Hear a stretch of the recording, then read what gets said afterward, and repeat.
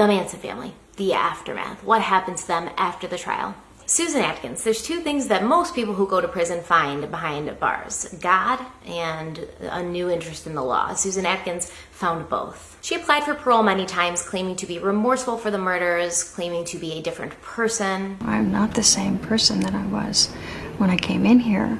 Do you expect to be out someday? I would like to be out someday. I hope to be out someday.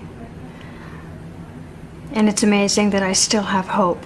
But the families of the victims were at every single parole hearing, making sure that she would never see the light of day again. By the time she was 49, she'd gotten her associate's degree in prison, and she was training to be a paralegal. So she obviously never got out on parole, thank God. She developed brain cancer in 2008, and she survived long enough to celebrate her 21st wedding anniversary before dying on September 24th, 2009. My words to Susan Atkins would have been the same that she gave to Sharon Tate. Woman, I have no mercy for you. She asked me to never bathe it.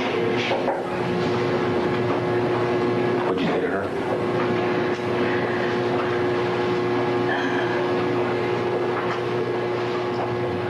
I told her that I didn't have any mercy on her. Patricia Krenwinkel, she lost her latest parole bid in late 2016, and she will be eligible for parole again in 2022. In a 2014 interview, she claims she gave up every little bit of herself to that man that demanded every little bit of her. I wanted to please. I wanted to be loved. I wanted for the first time to feel safe.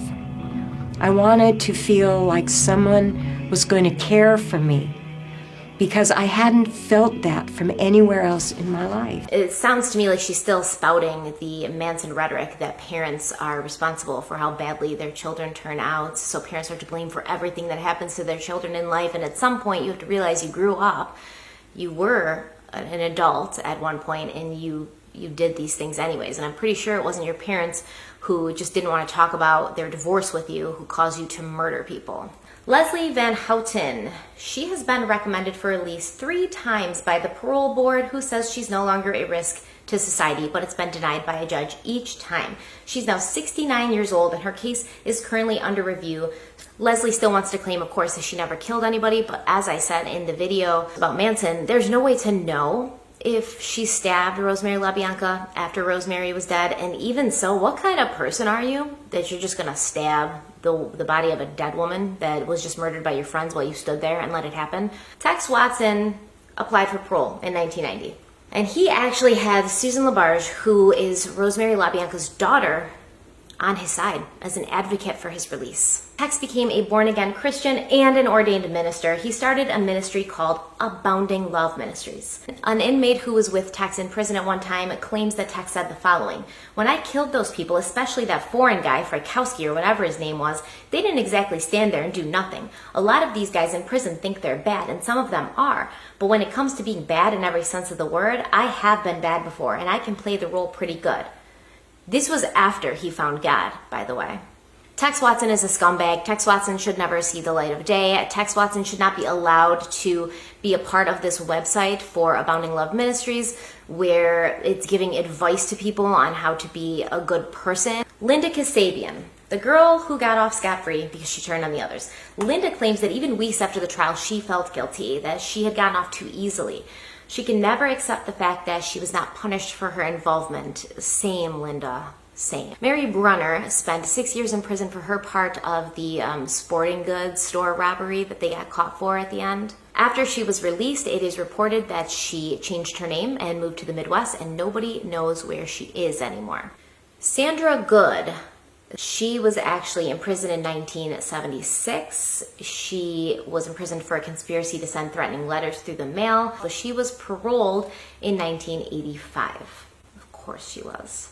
After her parole ended, she moved to Hanford, California in order to be closer to Manson. And in 1996, she and I think it's George Stimson, they began a pro-Manson website. 24 years after the Manson murders, she was still going on talk shows and speaking out in approval and support for Charles Manson and what they had done. She went on a show called The Beatrice Berry Show. I'll see if I can play you a little clip of that because it's definitely interesting. I'd like to say something. Why did my sister have to pay for it? She shouldn't have been in Hollywood, Why Patty. my sister? Why all of them? Why do we have to pay for Patty, this? I'll talk to you about that. My sister was a good person. Hollywood is a hellish and the place thing to is, be. the fact is that these people are murderers, and we have to protect ourselves from these type of people so they don't go out and kill more of us. Charlie's not a And murderer. that's Charlie's not a murderer. But you're not. saying that because she was in Hollywood and Hollywood is a hellish place, she had to die? No, here's the thing. When you're in Hollywood, when you're a woman and you put yourself in that milieu, your body is being exploited, your face is being, you're being literally sold. You're being sold for money. You're being used for money. Where is the concern that women in Hollywood, their image, are shown for the, what I'm telling you, what I told you before, if you'd open your mind, we were at war with society, but the main catalyst for those killings was to get a brother out of jail, and I cannot reiterate enough. My family had to pay for Look, it? in war, people Why? die, Patty, and I'll talk to you about that as long as you want to talk to me. To watching our kids come home in bags. So therefore, that meant that I had to watch my sister be rolled out of her People house are in a being bag killed too, every with her day. belly out of here.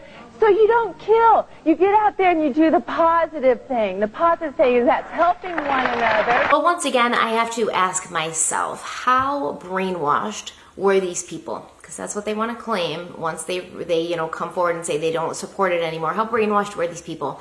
I don't believe they ever were. Sandra Good is also somebody that I think was kind of devious and had a dark side to her from day one. Dan Morehouse is another one of those people that's kind of dropped off the map. Now, I found a post from somebody on a website called the Data Lounge, and it says, "My mother's friend has a secret. I just found out that my mother's lifelong friend since childhood was a former Manson follower. Evidently, her name was Ruth Ann Morehouse in her previous life. She has since changed her name, married, and raised a family, and she has managed to live a productive life without any obvious fallout from the crimes she was involved with." That's interesting. Bruce Davis is also still in prison, even though he's applied for parole multiple times, and in 2017, he was deemed eligible for parole by the parole board. Every time he's been put up for parole, it's been denied. So Bobby Beausoleil is serving life in prison for the murder of Gary Hinman. He's 71 years old right now, and he was recommended for release by the Board of Parole Hearings in January. But on April 26th, the governor of California, Gavin Newsom, reversed that decision. Now, Lynette Squeaky Fromm, Squeaky, crazy ass Squeaky. This girl is the one that I am worried about more than really any of them, honestly. Now, there was a show about the Manson girls recently. They came out and she was on it. She's now 70 years old. And she basically said, "I'm still in love with Charles Manson." I fall in love with him. I fall in love with him continuously, but he's very brilliant, and yet whatever he wants to be, I let him be that. She ended up getting in a relationship with an ex-convict who is basically obsessed with Charles Manson, and they live in upstate New York now. Do you have any regrets for that day? No, I don't. I feel it was fate. Now, Charles Manson obviously spent the rest of his life in jail. He died in November of 2017, and he was 83 years old. Manson did a lot of interviews after he was in prison. People obviously wanted to know what it was all about. He did a lot of interviews, and it seemed like in each one he was playing his own version of the insane game. Oh, come on, more followers. Ain't it just the ball of boom boom baby bucks on Brandon? You said you were the heart of the place. I had no followers, but I'm not going to sit here and tell you a bunch of malarkey. I'm not going to fill you up with bunk. If I can't fill you up with right, I'm not going to fill you up with nothing. So I'm filling you up with this. I tell you. And I tell you right up into the highest peak of your understanding, I did not break the law. Now, if you don't know the law, that's sad. That doesn't make any sense. Well, over a period of about 20 years, I imagine you'd want to change something. I'm not very wise to many things, but I am wise to one thing, you know. What's that? Well, I'm not going to tell you. Okay. He wouldn't answer questions directly. He kept basically saying the same thing, They did what they wanted. I didn't make them do anything. Helter Skelter was all fabricated. He spent the rest of his life in prison. He eventually turned the axe that he had carved into his head into a swastika. He got tons of fan mail, tons of letters from women who were interested in having relationships with him. He even got engaged to one of them and then found out that all she wanted to do was wait till he died and then sell his body. So he broke off that engagement. Even Charlie Manson has standards, guys. So he dies, he was cremated, and his ashes were used in a blood painting that's displayed at a haunted museum in Las Vegas. They are displaying a picture of Charles Manson that is made with the blood of the artist and Charles Manson's alleged actual ashes. Jason Freeman was the son of Charles Manson Jr. Charles Manson Jr. changed his name to Jay White, and he actually committed suicide in 1993. Jason Freeman was actually awarded Manson's body in court after he died. He is considered to be his legal and rightful grandson. Nobody's going to stop making content or videos or books about Charles Manson. Nobody's going to stop making movies. Nobody's going to stop talking about him, writing about him. He was the man who ended the 60s. He killed the 60s. He killed the peace and love and safety that people felt at that time. He was, whether you want to admit it or not, an iconic figure of that time. And people are going to keep talking about him and writing about him and making movies about him because they don't understand and they want to. What we've got here is a man that will never die. I think a guy who was a simple guy, who was a regular guy, who didn't really have much hope for his future. He found a bunch of kids who followed him. He liked that. He liked the attention. He liked feeling powerful. He liked feeling in charge.